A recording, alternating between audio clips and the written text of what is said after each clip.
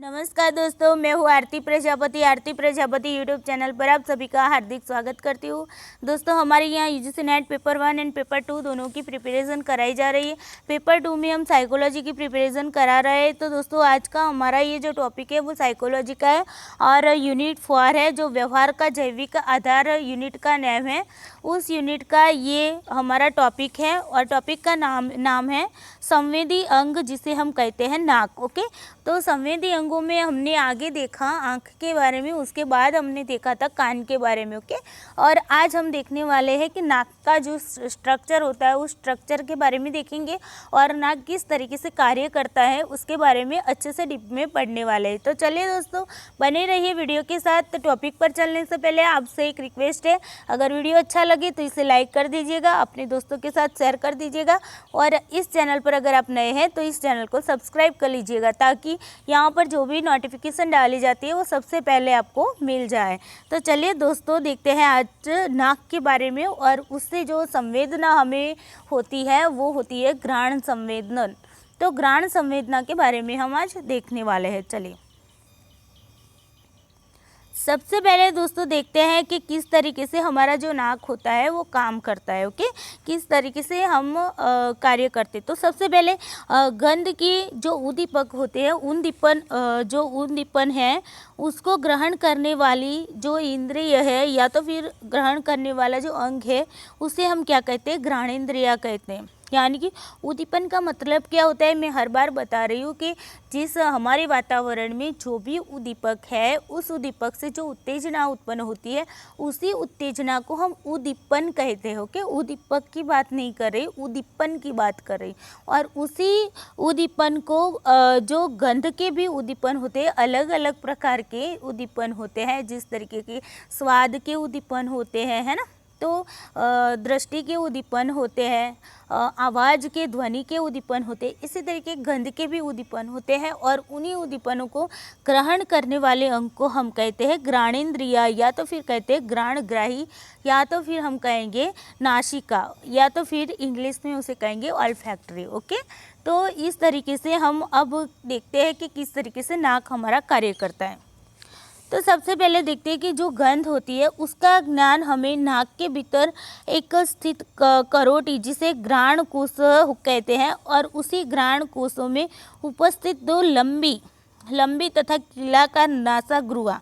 तो नासा गुहा किसे कहेंगे, ये जो हमारी ये येलो रंग की आपको दिख रही है ना, वही हमारी है नासा गुहा। ओके, तो इसे हम कहते हैं नासा गुहा।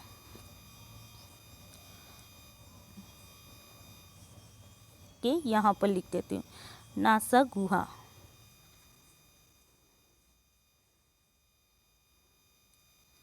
नासा गुहा। ओके, अब देखिए ये जो नासा गुहा है ना, इसका ये पिक है, यहाँ पर ये जो पिक आप देख रहे हैं, ये पीक पूरा का पूरा यहाँ पर ये पीक आपको दिख रहा है वो हमारा नासा गुहा का है। ओके, तो इस नासा गुहा से हमें क्या होता है कि जो बाहरी जो गंध आती है उसका ज्ञान हमें होता है। ओके, तो यहाँ से अगर क्वेश्चन पूछा जाए कि गंध का ज्ञान हमें कहाँ से होता है, तो गंध का ज्ञान हमें नासा गुहा से होता है, या तो फिर घ्राण गुहा, और इंग्लिश में बोला जाए तो जिसे नसल कहते हैं, या फिर ऑल्फैक्टरी कैविटीज कहते हैं, या फिर उसे फोसिया कहते हैं। ओके, तो इसी फोसिया, इसी ऑल्फैक्टरी कैविटीज या फिर नसल से हम क्या करते हैं, हमें गंध का क्या होता है, ज्ञान होता है। अब देखिए, नाक का काम, घ्राण का काम सिर्फ गंध परखने का नहीं है, यानी कि गंध ग्रहण करने का ही नहीं है, लेकिन ऑक्सीजन ग्रहण करने का भी है। या जिस तरीके से मैंने आपको बताया था कि कान का काम क्या है, सुनना है, और दूसरा काम ये भी था कि शरीर को संतुलन बनाने का काम भी कौन करता है, कान करता है। ओके, तो इसी तरीके से जो हमारा नाक है वो गंध को तो परखता ही है, लेकिन साथ साथ में ऑक्सीजन भी ग्रहण करता है। ओके, तो ये बात आप याद रखिएगा। चलिए आगे देखते हैं। अब देखिए, इससे हमारा क्या होता है, गंध का ज्ञान हमें होता है। ओके, अब गंध ग्रहण करने वाली जो संवेदन कोशिकाएं होती है वो नासावेशों में के ऊपरी भाग की घ्राण उपकल उपकला। देखिए घ्राण उपकला जो है वो ये भाग है, यानी कि जिसे कहते हैं olfactory epithelium. Okay, olfactory epithelium है जिसे हम कहते हैं घ्राण उपकला, या तो फिर इसी उपकला को स्निडेरियन कला भी कहते हैं। क्या कहते हैं? स्निडेरियन कला भी कहते हैं। मैं यहाँ पर लिख देती हूँ स्निडेरियन कला।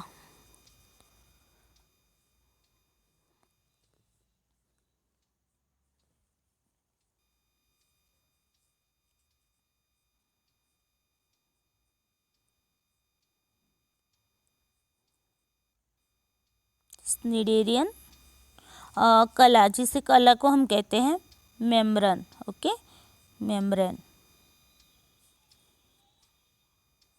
ओके, स्निडेरियन मेम्ब्रेन जिसे हम ऑल्फैक्टरी इपिथेलियम भी कहते हैं। ओके, तो जो ग्रहण करने वाली संवेदी कोशिकाएं नासावेश्मों के ऊपरी भाग, यानी कि जो नासावेश्म है, ये जो नासावेश्म है उसका जो ये ऊपरी भाग है, उसी ऊपरी भाग की जो घ्राण उपकला है उसमें उसी उपकला को क्या कहेंगे? स्निडेरियन कला भी कहेंगे। और जो ये जो स्निडेरियन कला होती है वो एथ मोटर बाइनल नाम की जो अस्थि आती है, एथ मोटर बाइनल आपको याद रखनी, एथ मोटर बाइनल अस्थि पर ये मटी रही होती है। ओके, तो इसी के जो ये जो ऑल्फैक्टरी इपिथेलियम है उसमें 3 तरह की कोशिकाएं पाई जाती है, यानी कि 3 तरह के क्या पाए जाते हैं? सेल पाए जाते हैं। ओके, तो पहला सेल है सेंसरी सेल, जिसे यहाँ पर देखिए ये वाला भाग है वो है सेंसरी सेल। ओके, उसके बाद है वो कैसा होता है? लंबी तथा संकरी ग्राही कोशिकाएं होती है। ओके, और दूसरी है लंबी तथा बेलनाकार, जो हम रोटी बनाते हैं ना बेलनाकार, तो बेलनाकार अवलंबन कोशिकाएं जिसे हम कहते हैं सपोर्टिंग सेल। ओके, तो ये हमारी है सपोर्टिंग सेल, ये पिंक वाली आपको दिख रहे हैं ना, वो सपोर्टिंग सेल है। देखिए यहाँ से आप देखेंगे तो इसे बेलन आकार आपको दिखने को मिलेगा। ओके, तो ये जो बेलनाकार है कोशिकाएं उसे हम कहते हैं सपोर्टिंग सेल। और उसके बाद है छोटी तथा शंकु आकार आधार की हमें कोशिकाएं दिखने को मिलती है, जो है ये वाली जो है उसे हम कहते हैं बेसल सेल। तो ये 3 सेल यहाँ पर ऑल्फैक्टरी इपिथेलियम में, या तो फिर आपको पूछा जाए स्निडेरियन मेम्ब्रेन में कौन सी 3 कोशिकाएं आई हुई है, तो ये 3 कोशिकाएं आपको याद रखनी है। और आपको ये स्निडेरियन कला याद रखना है, या तो फिर आपको ऑल्फैक्टरी इपिथेलियम भी याद रखना है। ओके, चलिए आगे देखते हैं। अब इसी से हमें गंध का ज्ञान होता है। ओके, इस तरीके से यहाँ से गंध जाती है, यहाँ पर आती है, और यहाँ से हम खाते हैं तो यहाँ से भी खाना खाते हैं तो उसकी स्मेल भी यहाँ पर आती है, और इसी तरीके से क्या होती है अब आगे देखते हैं। ओके, यहाँ तक तो हम पहुँच गए। अब देखिए ग्राही ध्रुवीय तंत्रिका कोशिकाएं, आपको पता ही है द्विध्रुवीय है ना, दोनों तरफ से वो काम करती है। ओके, तो इनके स्वतंत्र सिरों से संवेदी रोम निकलते हैं, यहाँ से जो होती है, यहाँ से क्या होता है? संवेदी रोम निकलते। ओके, यहाँ से ये जो आप देख रहे हैं ना भाग, ये वाला भाग, यहाँ से क्या होता है कि उसके यहाँ पर देखिए ये भाग आपको दिख रहा है ना, वो संवेदी रोम वहाँ से निकलते। ओके, अब देखिए संवेदी रोम निकलते हैं जो वाष्पशील रासायनिक पदार्थों से गंध को क्या करते हैं? ग्रहण करते हैं। ओके, यानी कि इस गंध को वो ग्रहण करते हैं यहाँ पर। ओके, यहाँ पर करते हैं, तो यहाँ पर उस गंध को ग्रहण करते हैं। और घ्राणग्राही केवल वाष्प अवस्था में ही गंध ग्रहण कर सकते हैं, जो घ्राण तंत्रिका द्वारा कहाँ पर पहुँचती है? तो यहाँ पर घ्राण ग्रंथि तंत्रिका द्वारा क्या होती है? घ्राण तंत्रिका जो होती है उसके द्वारा हमारे माइंड तक ये पहुँचती है। ये गंध जो है वो हमारे माइंड तक यहाँ से पहुँचती है। Okay, clear? तो ये थी पूरी सिस्टम, यहाँ से होती है, और यहाँ से खाना खाते उसकी स्मेल भी यहाँ पर जाती है, और यहाँ पर वो स्मेल यहाँ तक आती है, और यहाँ से माइंड तक जाती है। ओके, ये क्लियर हो गया। अब चलिए आगे देखते हैं।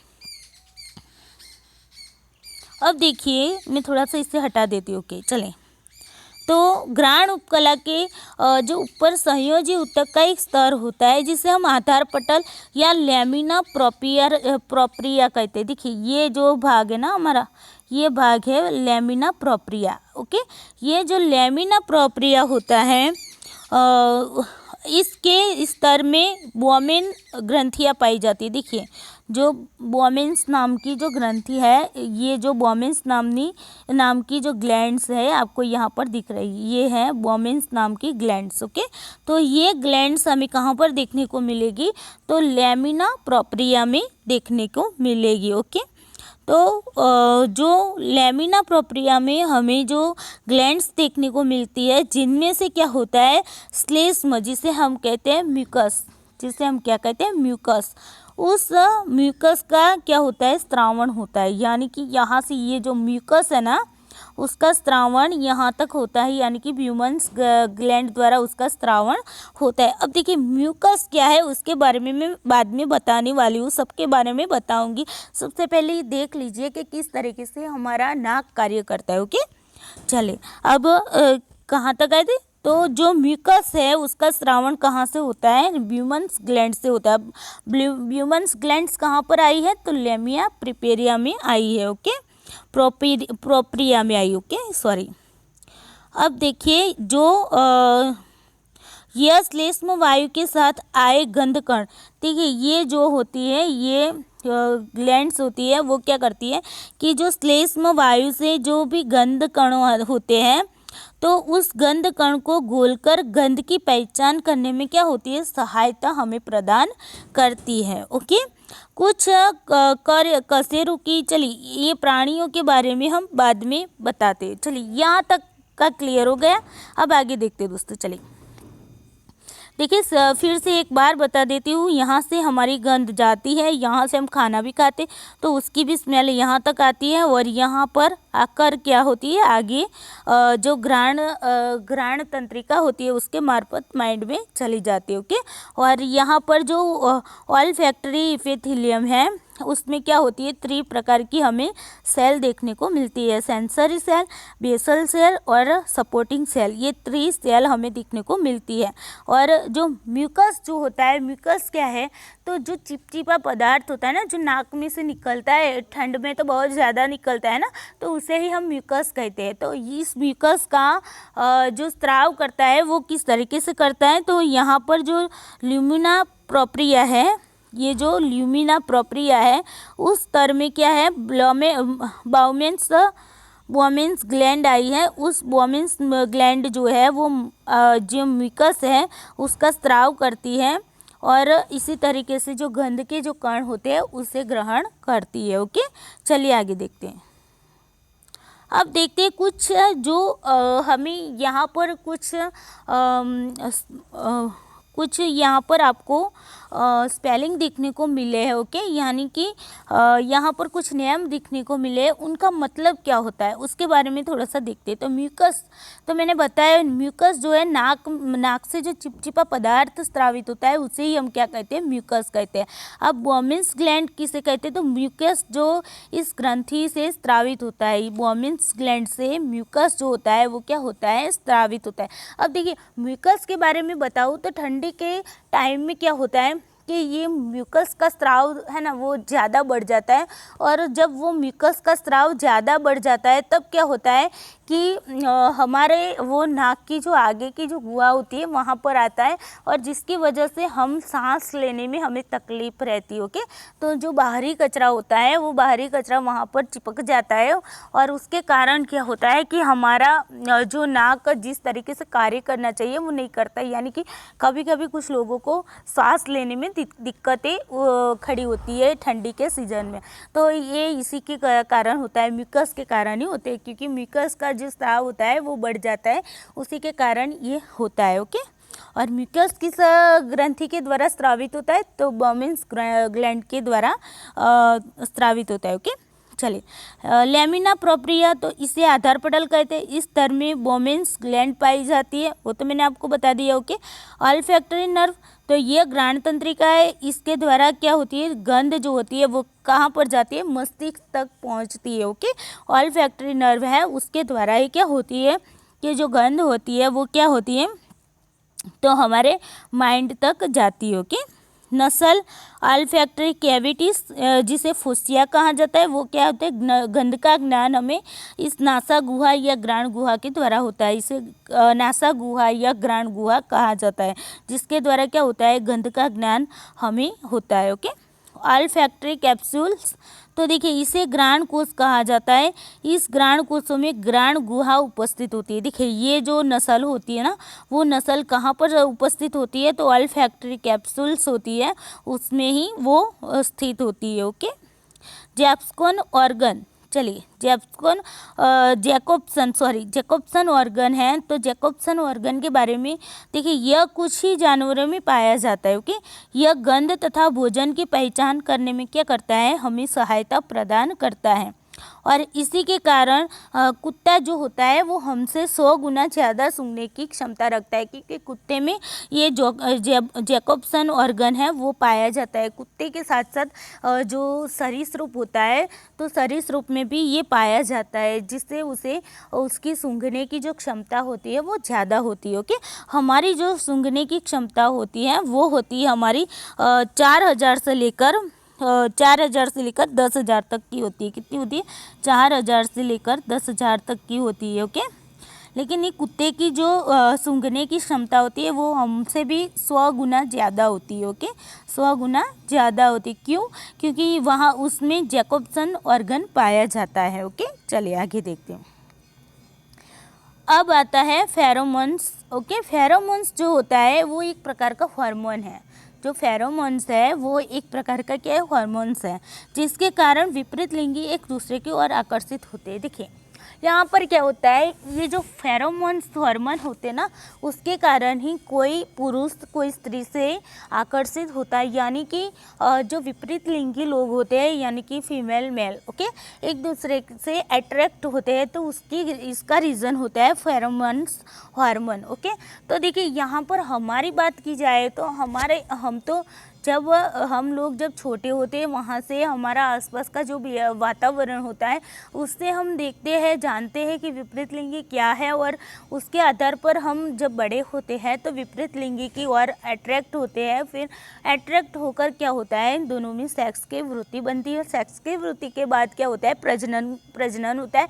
अब देखिए प्रजनन होने के बाद ही तो बच्चा आएगा ना, तो प्रजनन होना भी ज़रूरी है, सेक्स होना भी ज़रूरी है। तो इसके पीछे का रीज़न फेरोमोन्स हार्मोन है। ओके, तो जिसके कारण विपरीत लिंगी लोग जो होते हैं एक दूसरे से क्या होते हैं, अट्रैक्ट होते हैं। अब देखिए ये बात तो हम तो जानते हैं कि ये हमारे आसपास के वातावरण से हम कुछ सीखते हैं इसके बारे में, है ना, लेकिन जो जानवर होते हैं वो जानवर कैसे पहचानते हैं कि ये भाई मादा है या फिर ये नर है ना, ये जो पशु है वो नर पशु है या फिर मादा पशु है, तो उनके लिए कुछ पहचानने के लिए कुछ होना चाहिए ना। तो ये जो मादा होती है ना, मादा पशु होते हैं ना, उसमें ये फेरोमोन्स जो हार्मोन्स होते हैं वो ज़्यादा होते हैं। ओके, तो फेरोमोन्स हार्मोन्स उस पशुओं में देखने को मादा पशुओं में देखने को मिलता है। इसी के कारण क्या होता है कि क्या होता है, दोनों विपरीत लिंगी जो पशु होते हैं वो विपरीत लिंगी होते हैं, तो उनके बीच क्या होता है, सेक्स होता है और उनके बीच भी प्रजनन क्षमता बनती है। ओके, और इसी के कारण क्या होता है, बच्चे को जन्म मिलता है ना। तो ये प्रोसेस जो विपरीत लिंगी जो प्रोसेस होती है, अट्रैक्शन होता है, तो पशुओं में भी देखने को मिलता है। तो उसके पीछे का रीज़न है फेरोमोन्स हार्मोन्स। ओके, उसके बाद देखते हैं, तो जो फेरोमोन्स हार्मोन्स होते हैं ना, वो उसके ही कारण हमें क्या होता है, सूंघने की क्षमता, यानी कि सामने वाला विपरीत लिंगी है ये हमें पता चलता है। ओके, हमें तो ऐसे हम तो देखते हैं तो हमें पता चलता है, क्योंकि हम जब छोटे होते हैं, वहाँ से हम बड़े होते हैं, तो वो हमारे आसपास का वातावरण ही ऐसा होता है। लेकिन हम तो कुछ सीख कर आते हैं, लेकिन पशु जो होते हैं वो कुछ सीखने नहीं जाते, वो उनकी कोई स्कूल नहीं होती है ना। तो वो लोग इसी तरीके से फेरोमोन्स हार्मोन्स होते हैं, उसकी वजह से वो लोग सामने जो भी पशु होता है उसे सूंघकर उसे पता लगाते हैं कि ये नर है या मादा है। ओके, और उसके आधार पर वो दोनों एक दूसरे से क्या होते हैं, अट्रैक्ट होते हैं। ओके, महिलाओं में सूंघने की क्षमता ओव्यूलेशन में बढ़ जाती है। ओके, देखिए जब बॉडी के अंदर अंडा बनने की प्रक्रिया शुरू होती है, ठीक है। जब लड़की होती है तो छोटी होती है, तब उसमें जो मासिक धर्म की, जिसे मेंस्ट्रुएशन कहा जाता है, तो मेंस्ट्रुएशन की जो प्रोसेस होती है, जिसे हम सर्कल कहते हैं, तो सर्कल की जो प्रोसेस होती है वो नहीं बनती है। लेकिन 12 या फिर 13 साल की जो लड़की होती है, जब बड़ी 12-13 साल की लड़की से इसमें क्या होता है कि उसकी बॉडी में एक अंडा बनना, बीज बनना शुरू हो जाता है। और उसी बीज बनने की जब शुरुआत होती है, तब क्या होता है, मासिक धर्म स्टार्ट हो जाता है, जिसे मेंस्ट्रुएशन कहा जाता है। तो मेंस्ट्रुएशन जो स्टार्ट हो जाता है वो 14-14 दिन पर होता है। तब जाकर क्या होता है, उसके बाद जो लड़कियां होती है उसमें सूंघने की क्षमता क्या होती है, बढ़ जाती है। और इसी कारण से जब गर्भावस्था में जो महिलाएं होती है ना, उसकी सूंघने की क्षमता ज़्यादा बढ़ जाती है। आपने देखा होगा कि कोई भी महिला होती है जो प्रेग्नेंट होती है, तो उसे अच्छे से खुशबू लेनी अच्छी लगती है ना, तो उसे क्या ये खाने का मन कर रहा है, ये खाने का मन कर रहा है ना, तो इसका रीज़न क्या होता है, तो उसकी सूंघने की क्षमता क्या हो जाती है, बढ़ जाती है, और उसके ही द्वारा उसे कुछ ना कुछ चटपटा खाने को मन करता है। ओके, तो ये थी कुछ हमारी नाक के रिलेटेड बातें जो मैंने आपको डिटेल में पढ़ा दी है। ओके, तो चलिए दोस्तों, आज का ये टॉपिक यहाँ पर ही ख़त्म होता है। अगर ये टॉपिक आपको अच्छा लगा है तो इसे क्या करना है, लाइक करना है, अपने दोस्तों के साथ शेयर करना है, और इस चैनल पर अगर आप नए हैं तो इस चैनल को क्या करना है, सब्सक्राइब कर लेना है। ओके, चलिए दोस्तों, आज के लिए इतना ही। Thank you so much. Okay.